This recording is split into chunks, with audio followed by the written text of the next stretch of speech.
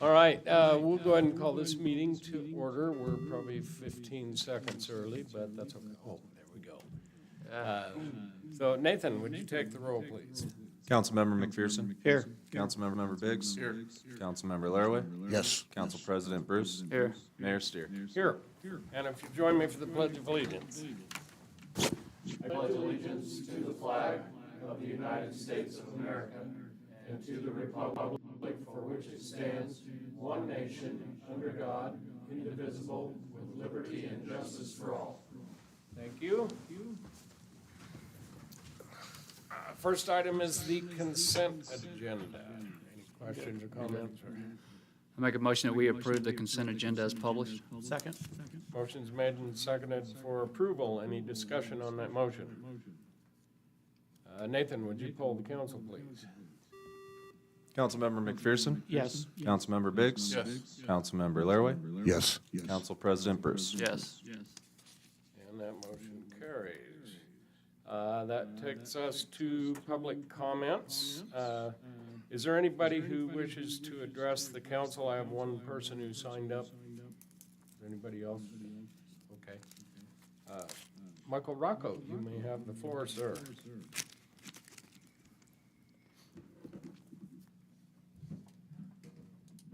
Michael Rocco, 1286 East 40 Erie Street in Cuna. I know that I think we all share the frustrations with the development and not being able to keep up with the capacity in the schools and in the roads.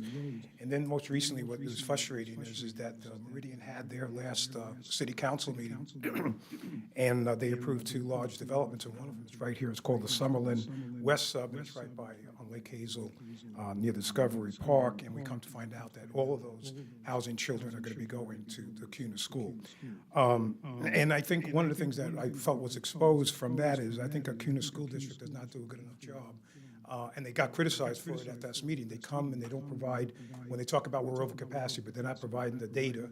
And also the developer, used the expression pay for play.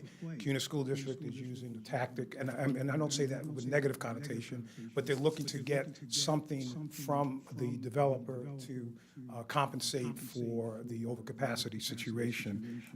But I think they need to do, again, I'm not addressing the CUNA School District, but I think they need to do a much better job, especially when they come to this meeting here, because when I hear this expression that, well, yeah, we support that development because of the partnership that we have, that sounds very suspect to me. I would like to know a lot more. But anyway, I just feel that our school, the CUNA School District needs to do a much better job.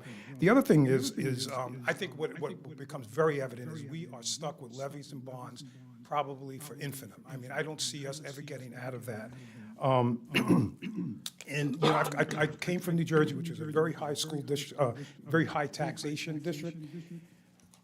And here's the reality. Here's the demographic for CUNA. In 2023, CUNA's population over 21% of the CUNA population is over 50 years old. And so within that, you have people like myself. I'm retired. You've got fixed income people. You've got homeschoolers. You've got private schools. You've got charter schools. And then this is maybe something that the legislature needs to take up, where they're talking about vouchers and school vouchers and stuff like that. I'm not an automatic rubber stamp vote. Yes for every levy and every bond. I mean, it's not pertinent to certain segments of the population. Anyway. And then I'll just say that I see there's some chatter going on at the state legislature about vouchers, et cetera, like that. Separately, as I was looking at the payroll, I noticed, for example, I just wonder, does the city do they bid for the different vendors? I see that O'Reilly's, a lot of purchasing from O'Reilly. I didn't see any other parts store. So I'm just wondering, is there due diligence from the government that are they getting competitive bids? I see that the crane company is the same crane company. I could see that maybe we want to use CUNA vendors. So that's it. It was just a question more than anything else. Thank you. Okay, thank you. And again, that's all we had to sign up. Was there anybody else who wished to speak? Okay. That takes us to case number 2405AN, an annexation and Staff had requested this item to be tabled for a date certain of January 21, 2025, due to a noticing error.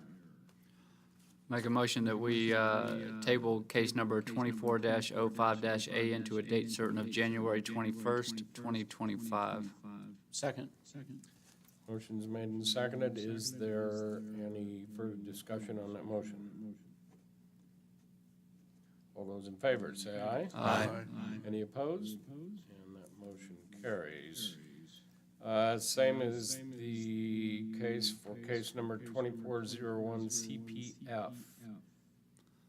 Make a motion that we table case number 24-01 CPF to a date certain of January 21st, 2025. Second. Motion's made and seconded. Any further discussion on that motion? All those in favor, say aye. Aye. And that motion carries.